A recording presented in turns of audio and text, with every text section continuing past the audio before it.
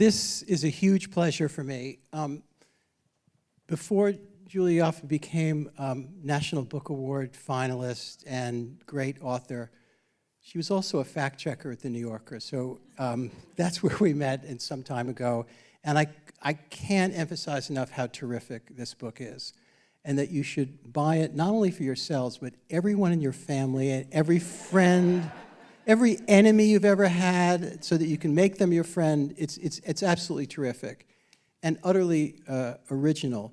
And I wanted to start with exactly that. There have been lots of books already about post-Soviet Russia, the history of Russia, but I think the subject of feminism in Russia, of women in history in Russia is pretty slender. How did you come to this subject, and maybe a little bit about your background that brought you here? So I came to this subject by force. This is not the book I set out to write. I knew that I wanted to write a book about Russia that didn't talk about Vladimir Putin, where he was not the main protagonist. I was so tired about writing the same piece over and over again, which was, what does Vladimir Putin want? And it was actually my agent who was saying, you have these extraordinary women in your family, your mom's a doctor, her mom's a doctor, her mom's a doctor.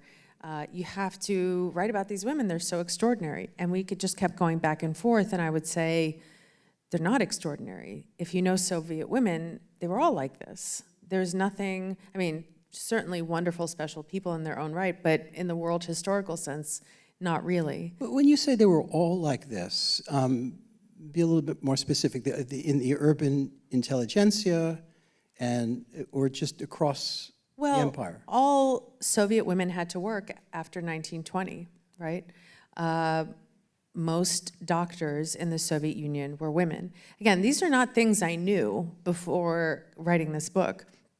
I just knew that the women in my family were not very special in the context that they, in terms of the social, political, historical context they were coming from.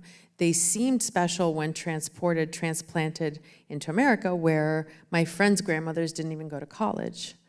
And in order to explain that gap and to explain to an American or a Western reader how the extraordinary became ordinary in the place that I came from, the Soviet Union, I realized, A, I didn't know the answer to that. So this is also me learning how this experiment came to be. What was the theory behind it? What were the policies that the Bolsheviks implemented? Were they successful? They weren't. And well, let's talk about that. One of the things this book does brilliantly is it juxtaposes a family history, a long and distinguished and fascinating family history, against the background of the history of the Soviet Union, and you get these kind of profiles of figures in Soviet and post-Soviet history that are quite extraordinary. And I knew a little bit about the women in and around Vladimir Lenin, the founder of the Bolshevik state, a little bit about Krupskaya and all the rest, but they are fascinating, and they established an absolute break with the past that's no less distinct than the break with the past that Bolshevism represented with Tsarism. So tell me a little bit about those three women that begin this book. So the three women are Nadezhda Krupskaya, who is Lenin's wife, and a revolutionary in her own right, Inessa Armand, who was Lenin's mistress for a time and then a close friend of both him and his wife, also an accomplished revolutionary, and at times the executor of Lenin's, not will in that sense, but she would be sent on missions on his behalf, and Alexandra Kollontai, who was the first female cabinet minister in the world, also an accomplished revolutionary in her own right.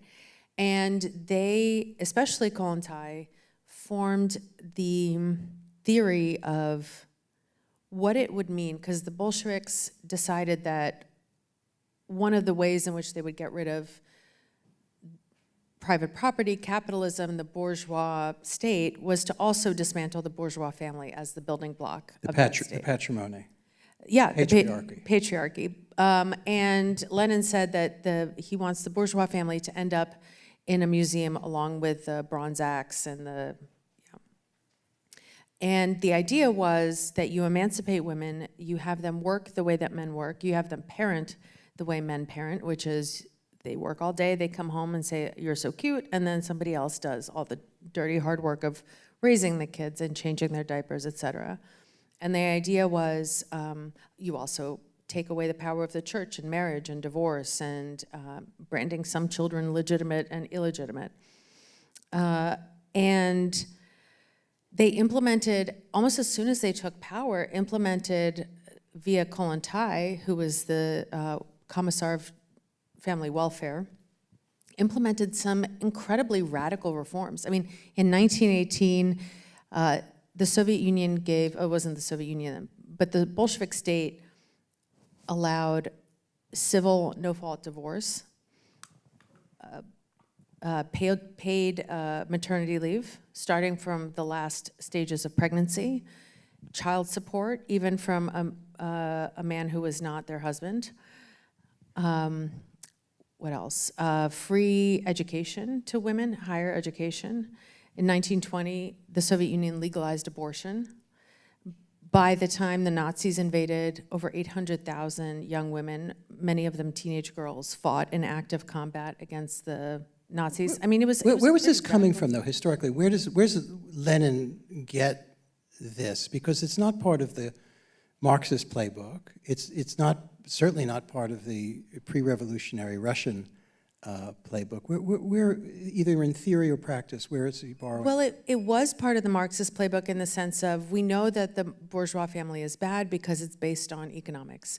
And we know that women get married out of economic necessity. And then they're chained to husbands that they hate because they cannot work outside the home. They are legally subservient to them, economically subservient to them. And it was all a form of ownership and moneyed economic relations. And that was yet another thing they wanted to break down.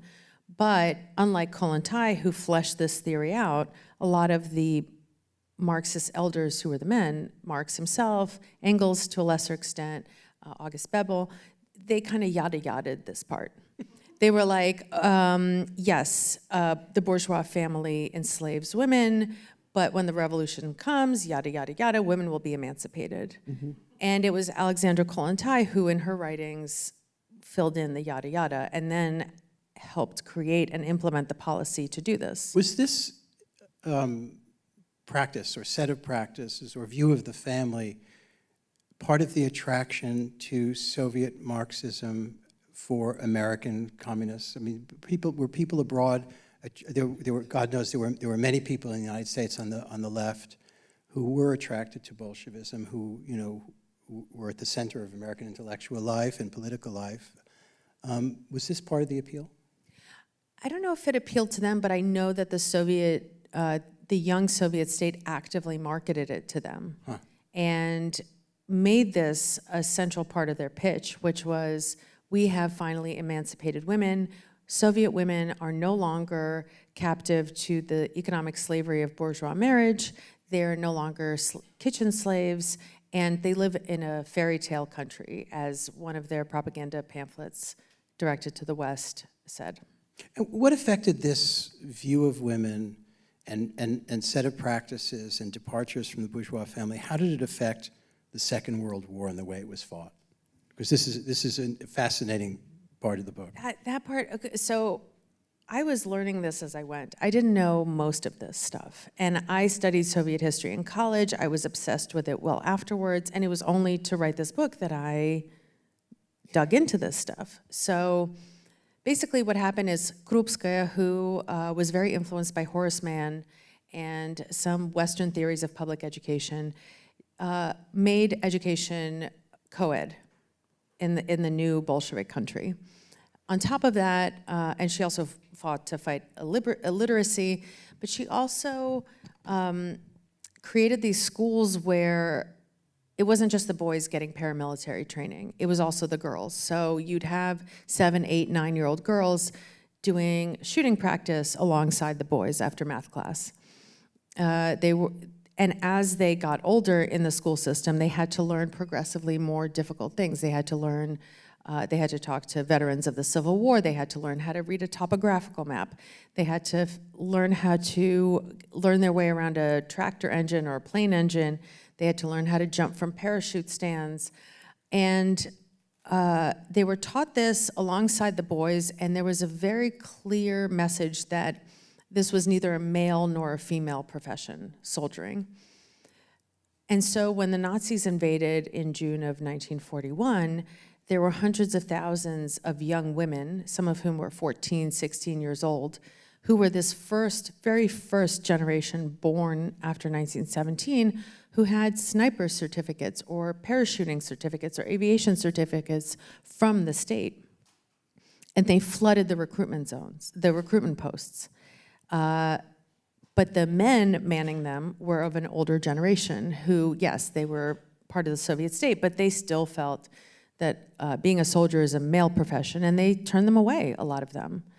And these girls kept going. They kept pushing, they kept petitioning Stalin to the point where he created all-female fighter pilot squadrons. I think one of the most famous snipers in the Red Army was Lyudmila Pavlichenko, right? Yep, yep. She had in 1 year 309 confirmed kills. So what? That is so hot. Well, Charlie Chaplin thought so too. Tell that story. So Stalin, of course, was like, this is incredible, and he sends her and the next best performing male sniper, who had, I think, half her number of kills, and he sends them on a tour of the UK and the US to collect money for the Soviet war effort.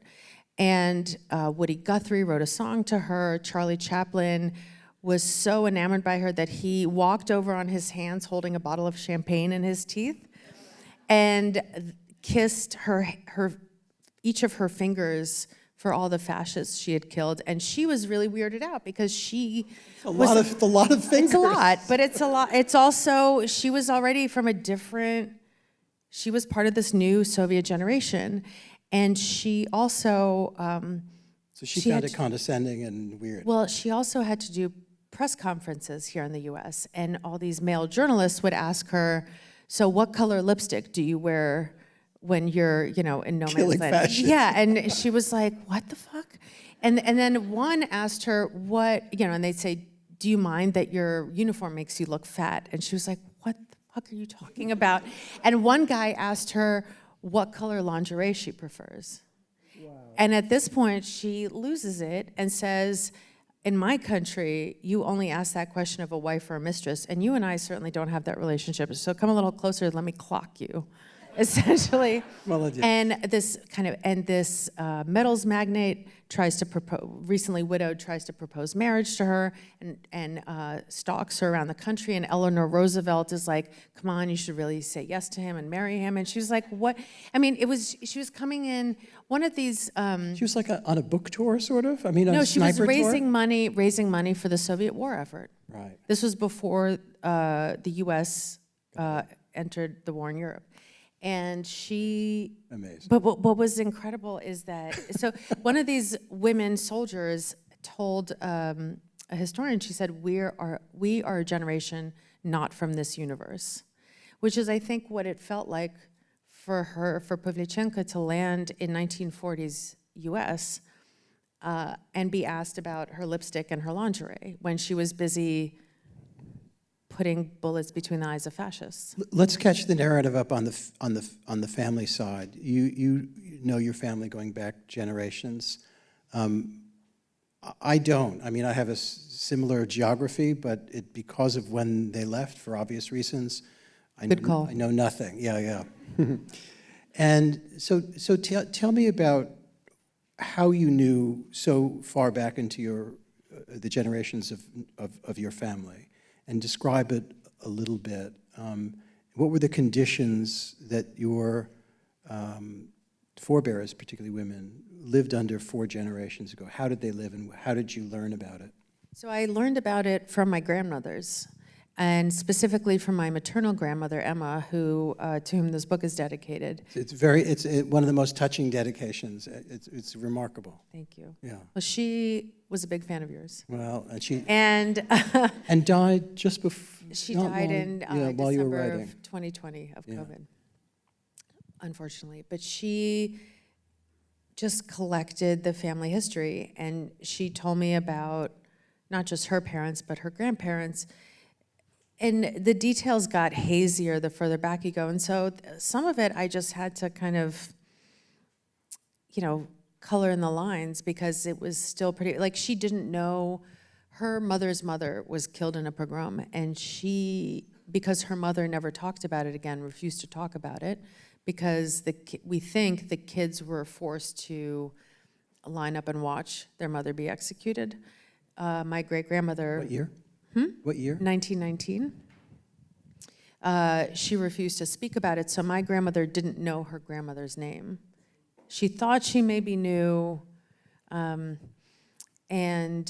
So it's not like there was some great documentary trove that you could work off of. No. This is all memories of people who are now not with us. Yeah, it's all oral history plus photographs plus some letters here and there. And I was lucky enough to be able to sit with her and interview her for it, as well as my other grandmother who just died in February. You came here when you were 7? Was this the kind of immigrant family that decided, we're here, new life, we're not talking about the past, or was it quite different? Seems quite different. It was both that and, we're not going to hang out with the other immigrants. We're not going to go to the Russian restaurant and party every Saturday night. But we are going to get you a Russian tutor to come and torture you every Friday. Aren't you glad? I'm so glad. And I only recently learned, I only knew her as It's a very hard language to learn, I must tell you. Yeah. Even for a native speaker, I was like, it was 45 minutes of grammar, 45 minutes of literature. Wait, you immigrated here at 7, obviously fluent, and you didn't speak Russian in the house? No, we did, but it's like, we're not speaking about падежи. We're not speaking about cases and, imperatives and infinitives and prověrečné slova and all that. It was helpful. So I only knew her as Galina Samoilovna, and I only recently realized that her last name is Khodorkovskaya. Really? And she's still alive. And so your father and mother were forthcoming also about family history, or no? They were, but I don't think they knew as much as their parents. I think I was also... Were they enthusiastic about this project? Were you? Come on up. I don't know. I think they were. Because for them to learn about their own parents... so it's interesting because as I was writing this, especially on the non-family history, there was so much I didn't know, and I was like, is it just me, or do other people not know this? So I kept sending them drafts, and I was like, did you know this about Kollontai? Did you know this about Krupskaya? My mom said, no, I had no idea. My dad said, oh, this is so boring. I don't want to read Soviet history. Well, let's go back to Soviet history for a second. There was a time in this country where everybody knew about Stalin's daughter. I think that period has passed. So for those of you who don't, I want to hear a little bit about her. She was the ultimate abused child in some way and damaged human being. Why does she play such a big role in this narrative for you? And tell us a little bit about her, Svetlana. Yeah, Svetlana. So I became a little bit addicted to her story. It was just this train wreck that just keeps going in slow motion for like 3 hours. I will say that one of the reasons that let me backtrack. So Svetlana was Stalin's only child. Only daughter, sorry. He had 2 sons. She was his only daughter. And after her mother committed suicide when she was about 6, she became kind of a stand-in for the woman of the house, for the first lady. And Stalin was incredibly controlling, incredibly patriarchal with her, and she was always trying to flee his shadow, get out from under his shadow, but always trying to keep her approval. He, of course, had men she was interested in sent to the Gulag. And Which is a good tactic, I think. yeah. Yeah. And then she, at one point, defects, while she's in India, defects to the US. I later heard that when she was interviewed by the CIA, when she defected, and they gave her an IQ test, that she was one of the smartest, highest scoring defectors they had ever gotten. So she moves to the US, and like so many Russians, has this idealized, or Cold War era Russians, has this idealized view of the US, of the West, as this free, fair, beautiful, wonderful place. And of course, eventually is deeply disillusioned, especially by the fact that, you know, people only care about her insofar as she is Stalin's daughter, the very... Go no. Yeah, the very ghost she's trying to get away from. She lived in Princeton a lot of the time, right? She lived in Princeton because she was friends with Kennan. Right, George Kennan. Yep. And then she redefects back to the Soviet Union. And then she's like, well, that was a mistake. And then she goes back to the US. I mean, it was somebody who just could not find peace. And to me, so the kind of the narrative structural backbone of this book came from Nina Khrushcheva, who's right there. And when I was interviewing Nina, who's Nikita Khrushchev's great-granddaughter, about her grandmother, she said something that really stuck with me. She said, have you noticed that when you look at the first ladies of the Soviet Union, the wives of the leaders, their fate always reflected the fate of the country at large? And for me, Svetlana, even though she wasn't Stalin's wife, he called her Khazyaishka, the little mistress of the house. He treated her in some way as if she were, the woman, the first lady. And she was, in some ways, the personification of Soviet Russia. So deeply traumatized by Stalin, so wanting to be loved by him, trying to deal with its own trauma, trying to get away from it, going from one extreme toward the West, then becoming disillusioned, embittered, going right back. To me, she was a metaphor for Russia itself. You mentioned Nina. Nina's here? Hi, Nina. How is this the case for Khrushchev's wife? Well, so Khrushchev comes after Stalin, and after Stalin dies in the 50s. So Nina Petrovna Khrushcheva, who was, as I did not know this until Nina told me, that she was Khrushchev's teacher. She was the one who taught him the fundamentals of Marxism-Leninism. And, he was hot for teacher and married her. But she was part of, she was this new Soviet woman. She idealized Krupskaya and this generation of women revolutionaries. She worked for a long time. Even after she had several kids, she very much lived this egalitarian revolutionary spirit. But then when her husband became the premier, she was very much involved in the project of humanizing the Soviet Union abroad. So unlike Stalin, who never remarried, was always alone with all his men up there on the mausoleum, Khrushchev brought his wife everywhere when he came to the US. He brought her to the White House, he brought her to Pittsburgh, he brought her to the farms of the US, he brought her to all the various countries that he was touring, and she was meant to make him look human. He was a person with a family. How could he want nuclear annihilation if, he was just a family man? And she was very much of the project, part of the project of humanizing and softening him, the image of him and the Soviet Union. There seems to be a hint of a relationship then between the Khrushchev family and, in some ways, his inheritor, Gorbachev, whose wife, Raisa Maximovna, was not adored in the Soviet Union, but was very much her own person and adored certainly by her husband. And they had this unusual relationship that exemplified something new for that era and for the Soviet Union. Maybe talk about Raisa a little bit. So Raisa was very interesting. She had a PhD in sociology, which itself was a field that was only semi-allowed in the Soviet Union. And she, unlike Gorbachev's predecessors, who I think the Soviet public only found out that Chernenko had a wife when she showed up at his funeral. Brezhnev hid his wife the way that Putin hides his private life. It was just not for public consumption. And Gorbachev took this radical approach of glasnost, of openness, and he showed everybody his private life as well. So Raisa was one of his, People hated it. What's that? People hated it. They hated her. The Russians, the Soviets hated her, but people in the West loved her. Right. And they said that, oh, she's the new Soviet woman. There's this amazing moment where she saves Barbara Bush's ass, who is asked to be, Barbara Bush is invited to be the commencement speaker at Wellesley in 1990, and the graduating class revolts and says, we're feminists. Barbara Bush dropped out of college, I think after her freshman year, to get married and have 6 kids. That is not a good example for us. We want a different commencement speaker.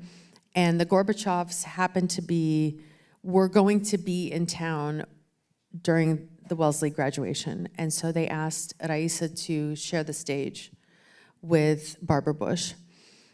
And she becomes this feminist foil for Barbara. And the Wellesley president introduces her as a feminist and the heir to Krupskaya and Kalantai and this new Soviet woman. And in many ways, it was why Raisa was loved in the West but hated at home. Because in the West, they were like, look at this feminist, like, we're just getting to this feminist stuff where a woman can work and be a wife and a mother. And the Soviets have been doing this for 3 generations, and look how good they are at it. While women who were Raisa's contemporaries or her daughter's contemporaries lived very different and much, much harder, more grueling, less glamorous lives than she did. And there was a lot of resentment that she, had at a time when nobody could get bras or underwear or feminine products or food or shoes or soap, that she was always wearing a different outfit, and she was jet-setting around with Gorbachev, and I think she was just really out of step with her countrywomen. We've been describing the Soviet Union as if it were, to some degree, a feminist paradise. It was hardly that. In fact, there's a set piece that I'll someday get out of my dreams one day, in which Evgenia Albats describes what it was like to give birth in a maternity hospital in, when would that be, the 90s? 87 or 88? Okay, 88. Huh? Zhenya. That's Zhenya. We're going to talk about Zhenya giving birth in front of Zhenya. I got to tell you, how you lived through that, I could hardly live through reading about it. Why don't you, put your fingers in your ears, describe that, and because this seemed to be a common condition, if in fact that society, on one hand, valorized the place of women, at least theoretically or professionally, certainly, not to say the rest of the medical establishment was so developed or well-funded, but this seemed to be particularly brutal. I mean, my wife gave birth around the same time for the first time, and we flew home to do it. Good call. Good call, yeah. Whereas right now, I think, unless there was some real complication, I wouldn't hesitate to, or 15 years ago. Okay, all right, I take that back. No, I certainly hope I'm not making it sound like the Soviet Union succeeded in. But what were what are the day-to-day realities that were in fact quite? Well, by the end of it, so a woman was working full-time, then she comes home, she has to pick up her kids because her husband's not going to do it. She has to pick up her kids from school. She has to then wait in several lines at several stores. And at each store, there's 3 lines that you have to wait in to order, to pay, to pick up for goods that are not there. And you're often queuing up just because other people are queuing up. And if there's a line, it means there must be something good at the other end of it. So I'm going to get in line and wait. Maybe I can buy shoes that are completely the wrong size, and then I can barter them for something else. This constant, exhausting treadmill of trying to work, keep house and raise the kids basically alone, because men were not taught that this was their responsibility. They were just supposed to go to work. And then on top of that, the medical establishment treated women's pain as just a matter of course. There wasn't enough anesthesia, there weren't enough anesthesiologists, so we certainly weren't going to waste it on the women. So most abortions were not, by taking a pill, they were DNC abortions with no anesthesia. And frequent. And frequent. I think, I don't remember I should know the statistic off the top of my head, but by the time a Soviet woman's reproductive years ended, the average woman had somewhere between 3 and 12 abortions, because it was the only, Russia or the Soviet Union went from the radical emancipatory step of legalizing and standardizing abortion in 1920, but never following up by creating contraception. And so abortion became the only foolproof way to practice family planning. So if you didn't want to have 8 kids, you would have as many abortions.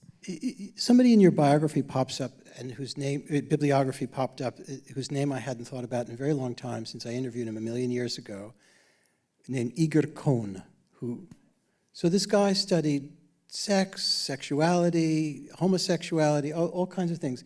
A very lonely figure, I would say, but this was not a subject that people spoke about. I mean, so on the one hand, there is this aspect of Soviet society that's feminist to some degree, whereas domestically it's the opposite. Well, it's feminist in the sense of let's emancipate women so they can do the things we need them to do, like work in the factories, fight on the battlefield, although they weren't allowed to do that after World War II. Why? Because Stalin thought it was not very feminine. Yeah. Stalin was quite patriarchal. And it wasn't just Stalin. Outside of Lenin, there weren't many Bolshevik men who really believed in this stuff. They didn't like the emancipatory project. They thought Kollontai was a slut. They didn't think that this was worth spending energy on. This was silly women stuff, and that women should get married and should have kids. And so alongside this kind of pro forma emancipatory project, there was also this constant drumbeat of pronatalist propaganda and the laws and structures that went with it, like taxing people who didn't have children or who only had 1 or 2 children. You only stopped paying the tax once you had a 3rd kid. So once you replace the mother or the father and add 1 person. Let me ask you about returning to Russia. You returned to Russia. This was not just a normal thing where if somebody learns some Russian and then goes and is a foreign correspondent for 3 or 4 years. You're going and you're staying with your grandmother on her fold-out couch near Kutuzovsky. I was in my 20s. But tell me what that meant for you emotionally. You had made some trips back, but mainly you were an American kid. And then all of a sudden you're there, and how does your psychology activate in terms of Russianness, Jewishness, Americanness? How does this begin to take shape? In a very complicated way. Moscow at that time, as we now know in retrospect, was in this brief moment of thaw. And it was incredibly fun. It's 2009, 10. 2009. It's the Medvedev era. It's the era of the reset. And there's really a sense that things are going to change for the better finally. And all these new media projects pop up, and all these artistic projects pop up, and people are less afraid to speak. And it was incredibly fun as a young correspondent to be in the thick of it, to be having these conversations late into the night at Jean-Jacques about, can Russia ever be a democracy, and what conditions are necessary, and what is the role of a journalist in such a society? It felt like really important conversations, and then Nemtsov would walk in and hang out and have some wine. Boris Nemtsov, who was a politician who was quite liberal and who was eventually gunned down in front of the Kremlin. Alexei Navalny would come through. Everybody would come through, and you just felt like you were for somebody like me who's a dork for history, you felt like you were in it. You were not just watching history happen from the front row, but you were kind of participating in it.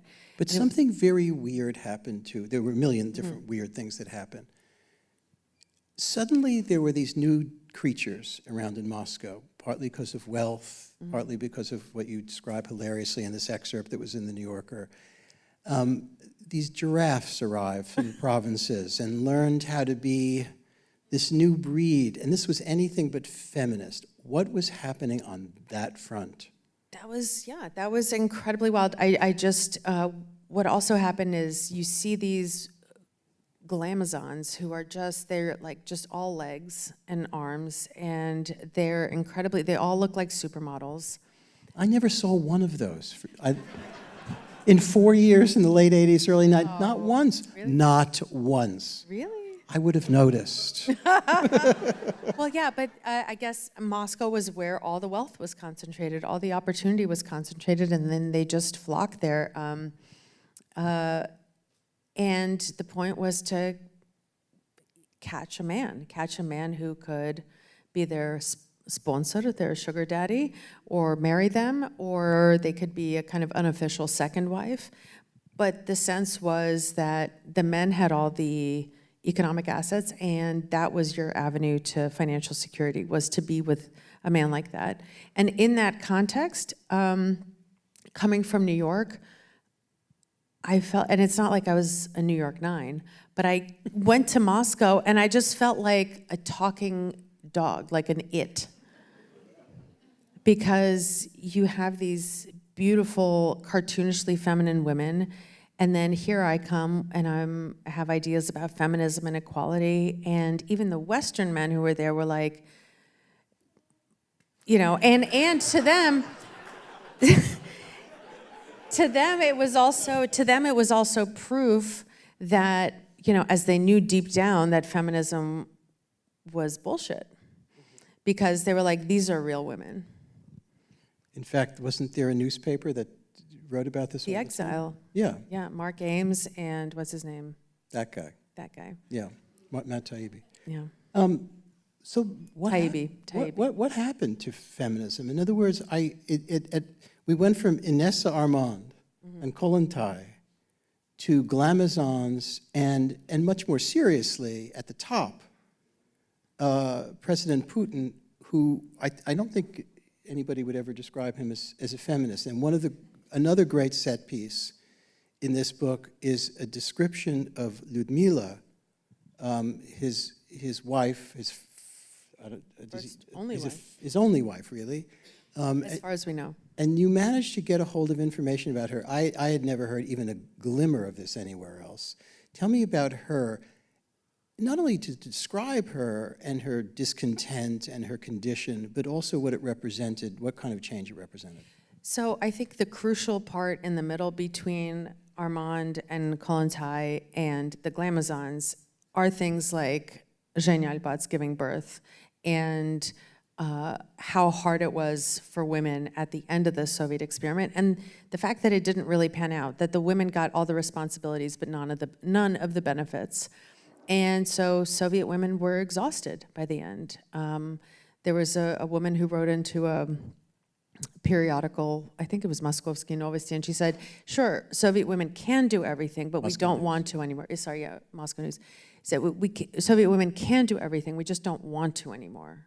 Mm-hmm. There was just this sense of exhaustion. And Gorbachev actually in '87 said he was going to allow women to return to their womanly mission, which was a fig leaf for cutting female jobs as he restructured the economy. But then the 90s hit, and women also didn't catch a break, right? The men, the factories shut down, the mines shut down, and the men didn't want to take lower status work. They took to drink, and it was on the women, again, to feed their families and do whatever work was necessary to feed their families. So they were, again, carrying their families on their back. And I think a lot of this desire comes from a deep exhaustion of not wanting to do everything all the time anymore. Tell me about Putin's relationship with his now ex-wife, Lyudmila.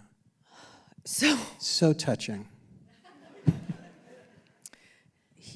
So they met by accident in Leningrad on over International Women's Day, and he was an asshole basically from the jump, and he was an hour and a half late to every single date.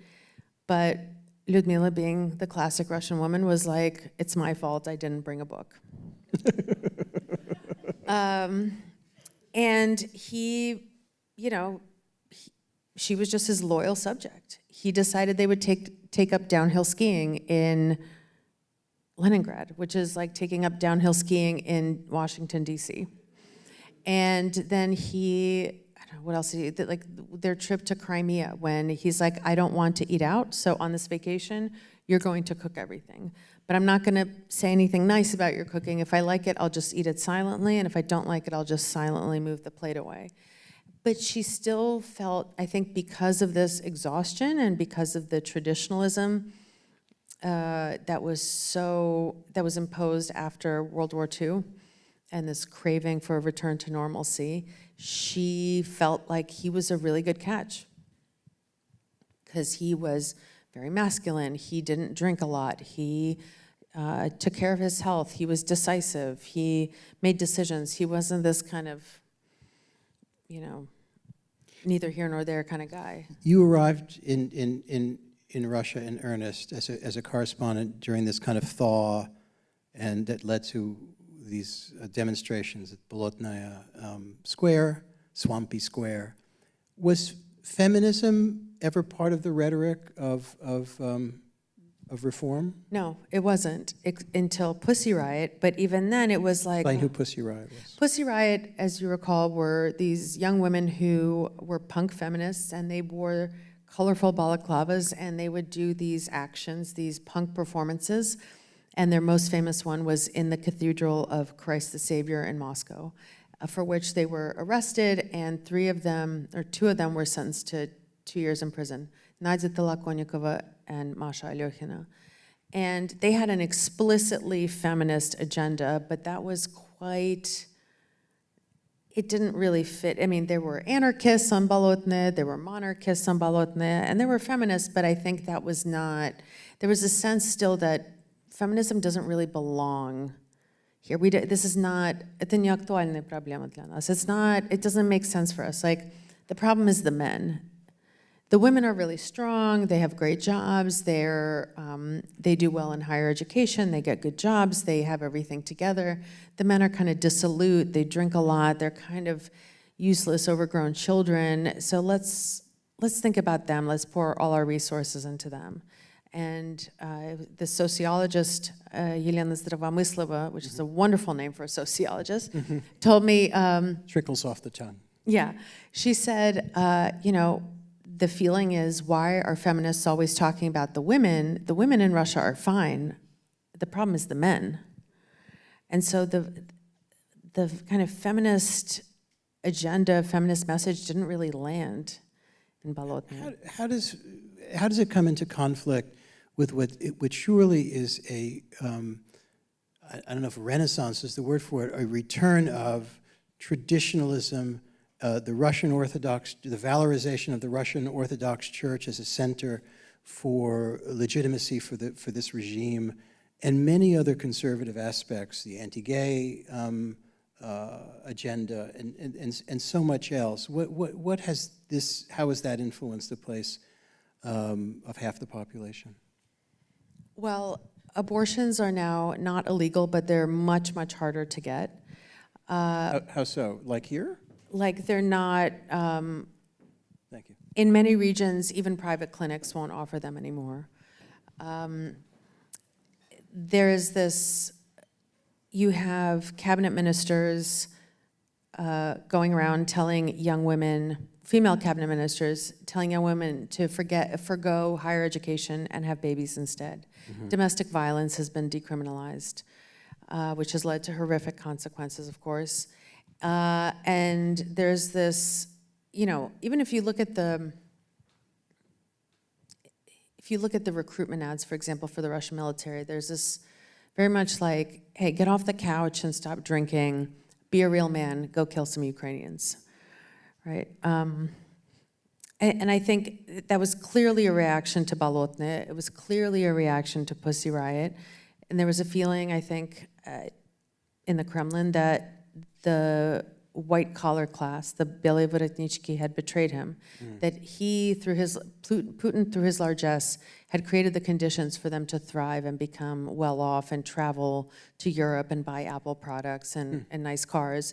And they betrayed him by going out into the streets and calling for his ouster.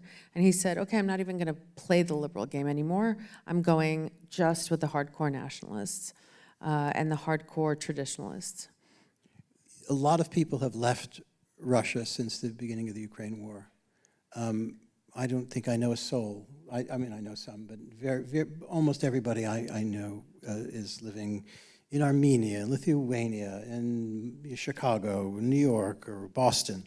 How has that affected the, you know, even the slightest urge toward feminism in Russia? Has it thinned it out even further? Yeah, I think that layer, that kind of westernized layer, is either out of the, or this country that wants to see, this part of the country that wants to see a more liberal, westernized, egalitarian, democratic vision of Russia is either outside of the country and can't return, or is so afraid that it's driven deep underground. Julia, I hope that in your lifetime you'll write many books, but you know, sometimes you get an opportunity or the inspiration for, or the urge for, to write what turns out to be the book of a lifetime. And there might be another one at some point, but sometimes circumstances, history, emotion conspire to produce a book that's not just a book that is one of many. And I think there's no question that this is going to be, maybe there'll be more, but this is it. No, I'm going to medical school after this, finally. Can I tell you something? I think your parents would be half relieved. It's finally time to have even more doctors in the family, as well as your sister. But what I'm trying to get at is that there is also, this is anything but a clinical study, that there is a great emotional import, even in the historical bits, not just the family bits. Tell me about the difficulty of writing this book, not just the normal writer whining about how hard it is to write, but the real difficulty of gathering yourself to do something like this. So I think one of the attractions to history for me, the study of it, the immersion into it, is the aspect where I try to place myself into that time period and try to imagine what it was like to live in the Middle Ages, or to live in the Roman Empire, or to live in, I don't know, Tsarist Russia, because there were people just like us living through these things. And it was only when I picked up Secondhand Time by Svetlana Alexievich. I had no idea who she was until she won the Nobel. And Secondhand Time is the Second World War book? No, it's the collapse of the Soviet Union book. So she basically, it's an oral history of the collapse of the Soviet Union. She interviews hundreds of people and distills the interviews down into these little monologues. She did a book about Chernobyl. She did a book about Chernobyl, about Afghanistan, about World War II. And what I found so compelling about them was that it was an emotional history. It was about what it felt like to live through the collapse of a country, the collapse of one's own identity, the sense of feeling unmoored in history. And I had always wondered, you know, one of the reasons I had always asked my grandparents, even when I was younger, about their parents and grandparents, was I wanted to know what it was like to live back then. And to do that, I felt like it was a little bit of, not to sound too pompous about it, but a little bit of like method writing, where I felt like I really had to get into this emotional state and to really picture myself there and to feel what it must have felt like and try to channel that onto the page. But in your self, there are these two warring things, if you don't mind my saying. You have, on the one hand, you're extremely funny. And on the other hand, you have a slogan, "Завтра будет хуже." Tomorrow will be worse. This is, I think, on every social media thing you have, and certainly in Puck, where Julia writes really well about Russia, despite the obstacles of doing so at times. There is this innate, well-deserved pessimism about the future, not only of Russia, but about damn near everything else. That must have been at war, too, in this book. Well, you spent time in Russia and in the Soviet Union. They're some of the funniest people on the face of the planet. And those two things are deeply interconnected. That there's, you laugh to keep from crying. You laugh to stay sane. You laugh because it feels like the only thing you can do when you feel so powerless otherwise. And you laugh to point out how absurd everything is. Well, the sum total of some of these questions from the audience, they're quite good, is there no returning from this real seemingly bottomless pit of where Russia is today? I mean, you and I follow Russia the best we can. I'm sure you do so much better. But what I read and what I gather is that that there is this crust of imposed cheer and support, but things are really quite terrible. And Putin, as much as you think he might live forever, won't. What do you expect to see will happen? Is there any chance for this country that had at least a glimmer of hope some years ago, however mistaken we may have been about it in certain ways? I mean, this was the running debate I had with my grandmother, who was шестидесятница. She was a child of the Khrushchev thaw, and she was on the barricades in 91 and on the barricades in 93, and she went to a lot of the Bolotnaya protests. I went to report on them, and she went to protest. She was 77, 78. Yeah.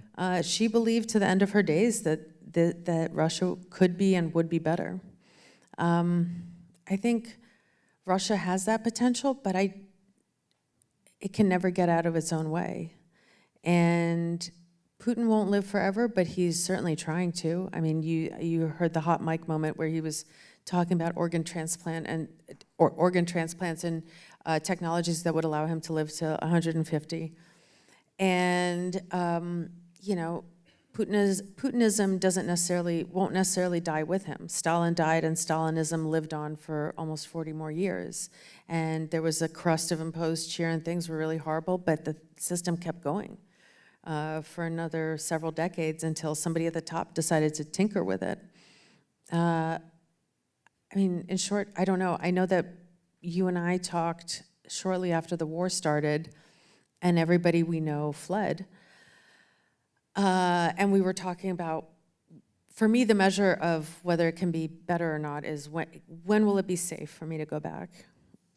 And I was asking everybody. Now, I'm considerably older than you are. I think I sent you a note the other day saying, I don't think I'll ever be able to go back. That's exactly what you said. And it's not some big danger. It's just, And that really stayed with me. You said that, over 3 years ago to me. You said, I don't think in my lifetime. You said, I don't think I'll ever go back. And I have friends who are a little older than me, and they've made and these are people that want to be in Russia.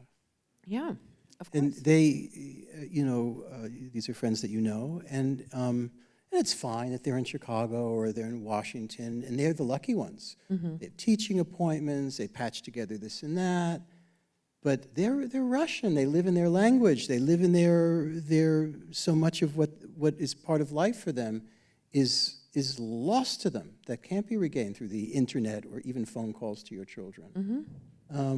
And there are many, many, many more of these people than we sometimes acknowledge. It's like Constantinople in the 20s or something like that. And you know many more of these people. Yeah, and Paris in the 70s. And Russia tends to create a lot of extraordinary people and then push them out because it doesn't need them.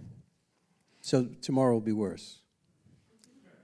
I would like it to be better. I just don't know when it will be better.